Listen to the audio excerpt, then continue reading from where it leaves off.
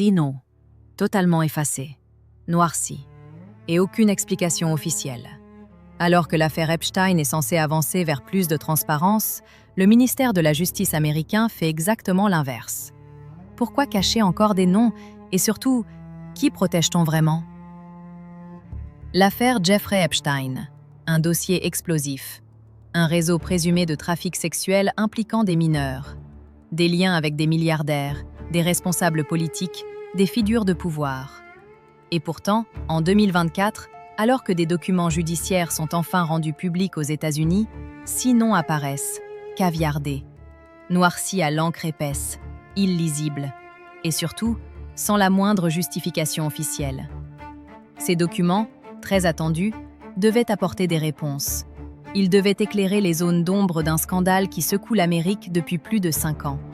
Mais à la place, ils relancent une question centrale. Jusqu'où va vraiment la volonté de transparence des autorités américaines ?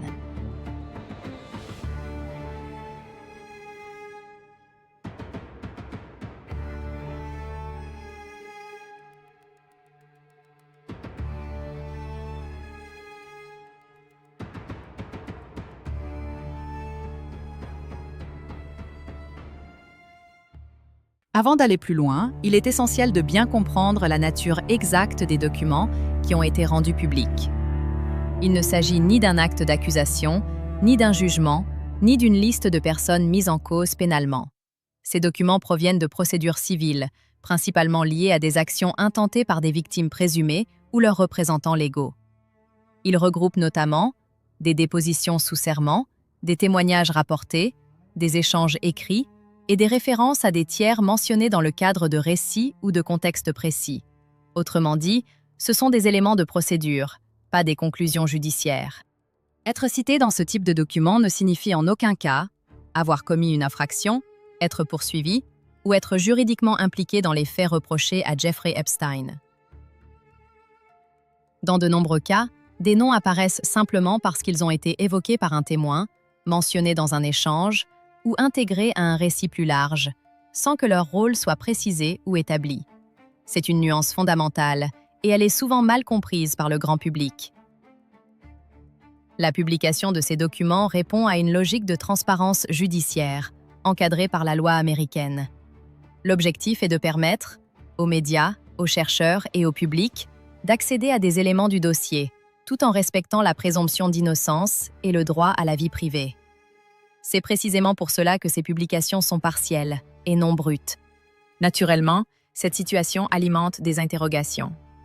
Qui sont ces personnes? Pourquoi ces noms-là et pas d'autres? S'agit-il de personnes toujours en vie ou juridiquement exposées? À ce stade, aucune conclusion ne peut être tirée, et il serait irresponsable d'émettre des accusations sans éléments vérifiés. Mais pour de nombreux observateurs, le manque de clarté entretient une forme de malaise démocratique. L'affaire Epstein met en lumière une tension récurrente dans les grandes démocraties, celle qui oppose l'exigence de transparence à la préservation de la stabilité institutionnelle. Sur le principe, la transparence est un pilier fondamental de l'État de droit. Elle permet le contrôle citoyen, la compréhension des décisions judiciaires et le maintien de la confiance dans les institutions. Mais dans les dossiers d'une extrême sensibilité, comme celui-ci, cette transparence n'est jamais absolue. Dans le cadre judiciaire américain, certaines informations peuvent être volontairement restreintes pour plusieurs raisons légitimes. Éviter des atteintes irréversibles à la réputation de personnes non poursuivies, prévenir des risques de contentieux futurs, protéger le bon déroulement d'autres procédures en cours ou à venir. Rendre public des noms, même sans accusation formelle, peut suffire à produire des conséquences durables, parfois irréversibles, sur le plan personnel, professionnel ou médiatique. C'est ce que les autorités cherchent, en théorie, à éviter. Mais à l'inverse, trop de retenue peut produire l'effet exactement opposé à celui recherché. Lorsque les documents sont partiellement rendus publics sans explication claire sur les critères de caviardage, cela peut être perçu comme une rétention d'informations, une protection excessive ou une gestion politique du dossier. Encore une fois, il s'agit de perceptions, non de faits établis. Mais dans une affaire déjà marquée par une forte défiance, ces perceptions comptent énormément. L'affaire Epstein n'est plus seulement une affaire judiciaire. Elle est devenue un symbole un symbole de la difficulté à traiter des dossiers où se croisent pouvoir économique, influence politique et responsabilité judiciaire. Dans ce contexte, chaque décision administrative ou judiciaire est analysée, décortiquée, parfois surinterprétée. Le moindre silence devient un message en soi. Pour les institutions, la publication intégrale de certains noms pourrait avoir des effets en chaîne. Remise en cause de figures publiques, procédures judiciaires secondaires, pressions médiatiques intenses et instabilité politique potentielle. Même en l'absence de charges, ces effets peuvent exister. C'est ce qui explique, selon plusieurs analyses juridiques relayées par la presse américaine, une approche particulièrement prudente. Cependant, cette prudence n'est pas neutre. Car en protégeant certaines informations, les institutions prennent le risque d'éroder la confiance du public. Une confiance déjà fragilisée par les circonstances de la mort de Jeffrey Epstein, les dysfonctionnements reconnus du système carcéral et la lenteur des procédures.